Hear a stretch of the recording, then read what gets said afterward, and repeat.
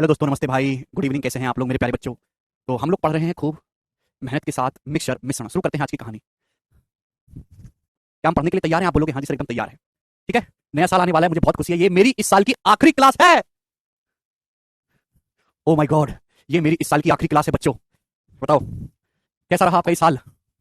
There are two drum, दो drum है। Each containing mixture of paint A and B in drum one. ठीक है ना, दोनों ही ड्रम में पेंट और पेंट बी का मिक्सचर है। ड्रम वन में ए और बी का रेशियो 18:7 है। The mixture from drum one and drum one और ड्रम टू के मिक्सचर को 3:4 के रेशियो मिक्स किया जाता है। And in this final mixture में ए और बी का जो रेशियो है वो 13:7 है फाइनल मिक्सचर में। तो आपसे पूछा ड्रम टू में ए और बी का रेशियो क्या था? करो, ड्रम टू में ए और बी का रेशियो क्या था, करिए। जवाब दीजिए, सवाल का क्या आंसर होगा। बहुत ही बेहतरीन सवाल है। तो मेरे प्यारे भाई, आपके सामने आपके पास ना दो ड्रम है, ड्रम वन और ड्रम टू।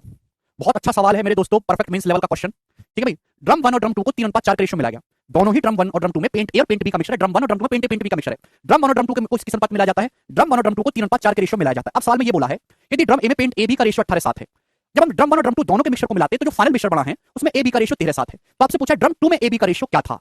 तो भैया, चाहे आप पेंट ए पे फोकस कर लो, चाहे बी पे फोकस कर लो, इच्छा आपकी है। बताओ किस पे फोकस कर लेते हैं? पेंट ए पे फोकस कर लेते हैं। अगर मैं बात करूं मेरे प्यारे भाई, आपके पास दो ड्रम है, दोनों ही ड्रम में पेंट ए पेंट बी का मिक्सचर भरा हुआ है। ड्रम वन में यानी कि पहले ड्रम में ए और बी का रेशियो 18:7 है। तो आप मुझे बताओ, पहले ड्रम में ए और बी का रेशियो अगर 18:7 है तो पहले ड्रम में ए कितना है? तो आप कहोगे सर टोटल हो गया 18:7 25। 25 में से ए कितना है? 18। तो 1/25 तो 4% होता है ना। 18/25 कितना होगा? 18%। यानी कि ड्रम वन में जो ए है वो 72% है। मैं केवल ए पे फोकस करता हूं, है ना, पेंट ए पे। क्योंकि ड्रम वन में जो पेंट ए, आप ए पे भी फोकस कर सकते हो, बी पे भी छाप के। तो ड्रम वन में पेंट ए 72% है। मुझे नहीं पता कि ड्रम टू में कितना परसेंट पेंट ए है, लेकिन जब ड्रम वन और ड्रम टू की क्वांटिटी को 3:4 के रेशियो मिक्स किया जाता है तो जो फाइनल मिक्सचर बनता है, फाइनल मिक्सचर में ए बी का रेशियो 13:7 है। अगर फाइनल मिक्सचर में ए और बी का रेशियो 13:7 है तो फाइनल मिक्सचर में ए कितना है? तो आप कहोगे सर 13/20 है फाइनल मिक्सचर में, 13/20। अब 1/20 तो 5% होता है ना, 13/20 आ गया जी 65%, यानी कि 65%।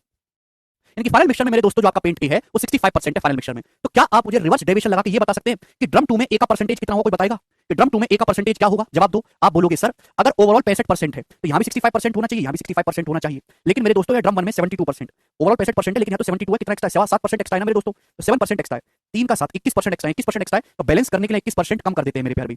कितने पर? 4/4। आप बोलोगे जी सर बिल्कुल सही। अगर ओवरऑल 65% है तो ये भी 65 होना चाहिए, 65। लेकिन यहाँ 72 है, कितना एक्स्ट्रा? 7% एक्स्ट्रा, 3 7 21, 21% कम होगा बटे 4। आप बोलोगे जी सर बिल्कुल सही, बात समझ में आई। तो 65 चौका कितना है मेरे दोस्तों? 240 और 20 260। 260 में से 21 घटाएंगे, 239/4%। यानी कि मेरे दोस्तों फाइनल मिक्सचर में, सॉरी ड्रम टू में जो ए का परसेंटेज है वो 239/4% है, 239/4। लेकिन आपसे पूछा ड्रम टू में ए और बी का रेशियो क्या है, तो ये आगे आंसर आगे करने की जरूरत नहीं भाई। ड्रम टू में ए का परसेंटेज कितना है? 239/4%। अगर मैं इसको फ्रैक्शन में कहूं, परसेंटेज का मतलब होता है 1/100, तो 239/400 हो गया कि नहीं? यानी कि ड्रम टू में अगर टोटल 400 है मिक्सचर, अगर ड्रम टू में टोटल 400 है तो ए कितना है? 239। तो ए 239 है तो बी कितना होगा? 400 में से 239 माइनस करेंगे, 400 में से 239 माइनस करेंगे तो कितना आ जाएगा? 161। यानी किसी ऑप्शन आंसर होगा कि नहीं? तो ड्रम टू में ए अगर 239 है तो टोटल कितना? 400। तो बी कितना आएगा? 400 में से 239 माइनस कर देंगे। बहुत ही अच्छा सवाल है, बहुत स्लोली स्लोली एक एक स्टेप मैंने आपको लिख के बताया। ठीक है दोस्त, आसानी से आप कर सकते हैं इस टाइप के किसी भी सवाल को। ये सब आपको नहीं लिखना था मेरे प्यारे, केवल मैंने आपको समझाने के लिए लिखा है। ठीक है दोस्त, सवाल का सॉल्यूशन तो यही निपट गया। इससे शॉर्ट सॉल्यूशन क्या ही होगा इस चीज का? 65 कैसे आए ना? 1/20 5%, 13/20 65%। सवाल भी देख लिया करो सर, विदाउट फ्रैक्शन बताइए। फ्रैक्शन ही तो है भाई, फ्रैक्शन में तो बताना है आंसर। रेशियो तो ए और बी का 239/161। ठीक है जी, ये सवाल को करने का बेस्ट तरीका, इससे कोई बेस्ट तरीका हो नहीं सकता। अब आगे चलते हैं, नेक्स्ट टाइप की तरफ चलेंगे हम लोग। ठीक है जी, ये सबसे आसान है पंकज जी।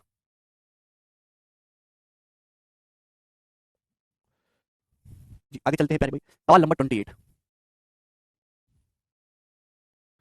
ना। अब आपके सामने प्यारे बच्चों नेक्स्ट टाइप आ रहा है। इस टाइप में कुछ भी नहीं है, सारा रेशियो का खेल है। एक ही कंसेप्ट लगेगा कि आप जो लिक्विड ऐड करते हैं, जो लिक्विड आप ऐड करेंगे उसकी क्वांटिटी तो बदल जाएगी, लेकिन जो लिक्विड आपने ऐड नहीं किया उसकी क्वांटिटी सेम रहेगी। बात खत्म। जैसे नेक्स्ट टाइप आपके सामने आ रहा, एक बर्तन में दूध और पानी का अनुपात 4:7 है। एक बर्तन में मिल्क और वाटर का रेशियो कितना? 4:7। एक बर्तन में मिल्क वाटर का रेशियो 4:7 है। यदि 25 लीटर वाटर इज एडेड, यदि इसमें 25 लीटर पानी मिलाया जाए दोस्तों, यदि इसमें 25 लीटर पानी मिलाया जाता है तो रेशियो 6:13 हो जाता है। तो मिल्क वाटर का रेशियो कितना हो जाता है? 6:13 हो जाता है मिल्क वाटर का रेशियो। तो आपसे पूछा है find the initial quantity of mixture. Mixture की इनिशियल क्वांटिटी क्या है? मिक्सचर की इनिशियल क्वांटिटी कुछ भी हो, 4 और 7 11, 11 का मल्टीपल आएगा। ये दोनों ऑप्शन आंसर नहीं हो सकते।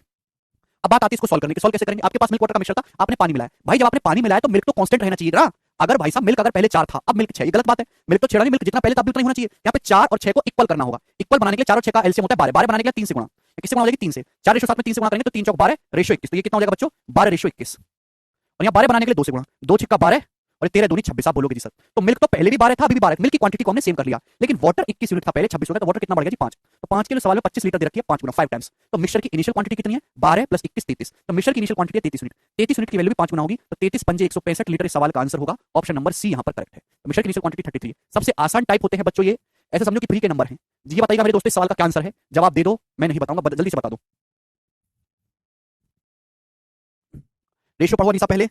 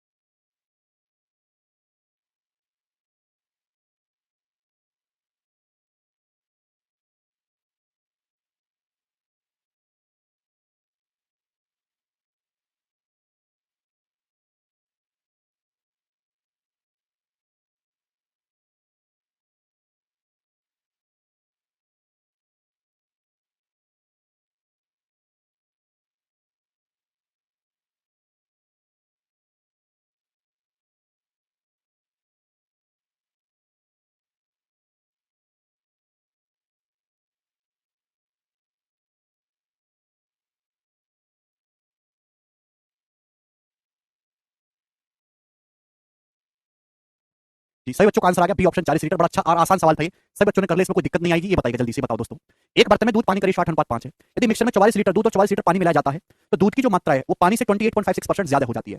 तो मिश्रण में पानी की प्रारंभिक मात्रा, अब यहाँ पे मिल्क और वाटर दोनों को चेंज किया गया है। जब आपको इनिशियल रेशो भी दिया है, आपने रेशो पढ़ा है बच्चों, मैंने आपको सिखाया, अगर आपको इनिशियल रेशो दिया है, उस रेशो में चेंज दिया है और आपको फाइनल रेशो दिया है, ऐसे हर एक सवाल में क्रॉस मल्टीप्लिकेशन मेथड लगता है। देखो एक बर्तन में दूध पानी का रेशो 8:5 है, मिल्क वाटर का रेशो 8:5 है। अब क्या बोला है, जब मिक्सर में 44 लीटर दूध और 44 लीटर पानी मिलाया जाता है। अब यहाँ पे आप रेशो को इक्वल करके भी कर सकते थे, लेकिन मैं यही प्रेफर करता हूँ ज्यादा। तो मिश्रण में दूध की मात्रा पानी से 28.56% ज्यादा होती है। 28.56% की फ्रैक्शन 2/7 होती है। तो दूध की जो क्वांटिटी पानी से 2/7 ज्यादा हो जाती है, यानी कि पानी अगर 7 है तो दूध कितना हो जाता है जी 9, 9:7। फाइनल रेशो ये हो जाता है। पूछा है पानी की प्रारंभिक मात्रा, वाटर की इनिशियल क्वांटिटी क्या थी, तो इनिशियल रेशो दिया है, उसमें चेंज दिया, दूध 44 लीटर मिला, पानी 44 लीटर मिला, फाइनल रेशो मिल्क वाटर का 9:7 हो गया। तो क्या लगेगा क्रॉस मल्टीप्लिकेशन मेथड, क्या होता है क्रॉस मल्टीप्लिकेशन मेथड, 8 7 56 और 9 5 45, तो 56 - 45 आ गया जी 11। 11 की वैल्यू कितनी है मेरे दोस्तों, 9 × 44 और 7 × 44, डिफरेंस आएगा बच्चों 2 × 44। तो पहले भाई कितने गुना है ये, 11 × 44, तो 4, 1 की वैल्यू आ जाएगी 2 × 8 लीटर, तो 1 की वैल्यू यहाँ से 8 लीटर आ गई 8। अगर 1 की वैल्यू 8 लीटर आ गई है तो पानी की इनिशियल क्वांटिटी कितनी थी, 5 यूनिट, हमेशा इनिशियल रेशो का मल्टीप्लाई तो 5 के लिए 8 × 40 लीटर, तो वाटर की जो इनिशियल क्वांटिटी थी बच्चों वो 40 लीटर है। सी ऑप्शन इस सवाल का छोटा सा आंसर हो गया, सभी बच्चे समझ पाए। ये वाला सवाल करिएगा जी, ये बताइएगा। हाँ जी बहुत ही बढ़िया सवाल है, सभी स्टूडेंट को समझ में आएगा, मजा आएगा। 90 लीटर के एक मिश्रण में दूध पानी का रेशो 8:7 था। देखो 90 लीटर का आपके पास एक मिश्रण है जिसमें दूध और पानी का जो रेशियो है 8:7 है, ठीक है। यदि मिश्रण की कुछ मात्रा को निकाला जाता है, जाहिर सी बात है जब आप मिश्रण की मात्रा निकालेंगे तो उसमें पानी भी निकलेगा और दूध भी निकलेगा। आपने मिश्रण की कुछ मात्रा को निकाला और जो आपने निकाला उसमें 7 लीटर क्या है पानी था, जो आपने मिश्रण निकाला उसमें पानी कितना था 7 लीटर। इसके बाद बचे हुए मिश्रण में आपने 1 लीटर पानी मिलाया, तो नए मिश्रण में दूध पानी का अनुपात ज्ञात करें, बताओ। तो भाई साहब आपके पास एक 90 लीटर मिक्सर है, 90 लीटर बहुत अच्छा सवाल है ये, इजी है। 90 लीटर मिक्सर में मिल्क वाटर का रेशियो कितना, 8:7। तो 90 को 8:7 पे जरा ब्रेक करना, 8 और 7 15, 15 की वैल्यू 90 6 गुना, तो 8 की वैल्यू 6 गुना आएगी 48, 7 की वैल्यू 6 गुना आएगी 42। तो मिल्क है 48 लीटर, वाटर है 42 लीटर, यही है। अब मिल्क वाटर किस रेशियो मिक्स है, मिल्क वाटर 8:7 के रेशियो मिक्स है। अब आप क्या करते हो, मिश्रण की कुछ मात्रा निकालते हो। जब आपने मिश्रण की कुछ मात्रा निकाली है मेरे प्यारे भाई, तो होगा क्या, मिल्क वाटर इसी रेशियो में निकलेगा 8:7 के रेशियो में। आप बोलोगे जी सर इसी रेशियो में निकलेगा, जो आपने मिश्रण निकाला उसमें 7 लीटर पानी था, तो अगर आप मिश्रण में 7 लीटर पानी निकालोगे तो मिल्क कितना निकलेगा 8। अगर आपने कुछ मिश्रण निकाला और जो चीज आपने निकाली उसमें 7 लीटर पानी है तो फिर मिल्क कितना निकला होगा, 8 लीटर, ये रह जाएगा, इतना रह जाएगा मिश्रण। अब इसके बाद आपने उसमें 1 लीटर पानी मिला दिया, इसके बाद आपने 1 लीटर पानी मिला दिया। अब बताओ मिल्क वाटर का रेशियो क्या होगा, 48 में 60 घटाएंगे 40 और ये आपका आ जाएगा 42 में से 35 और 36 36। तो किससे जाएगा ये, 4 से, 4 2 3 40, 4 9 36। तो मिल्क वाटर का रेशियो 10:9 हो जाएगा। ए ऑप्शन सवाल का आंसर है। जो चीज जिस रेशियो मिक्स होती है वो उसी रेशियो में निकलती है। अगर आपने मिश्रण निकाला जिसमें से आपका 7 लीटर पानी है तो मिल्क कितना निकला होगा, 8 हो जाएगा। सुभाष भाई चिंता ना करें, बताइए जल्दी से। सवाल नंबर है 32, करो प्यारे बच्चे, सवाल का क्या आंसर है, फटाफट बनाओ अब।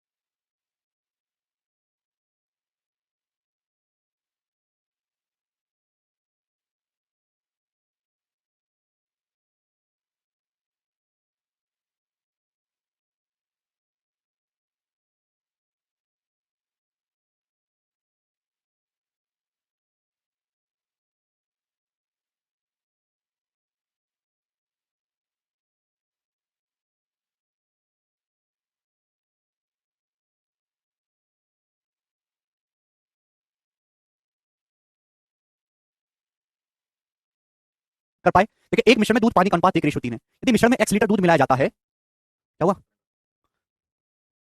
एसएससी का कैलेंडर आ गया, कैलेंडर थोड़ा ना आया है,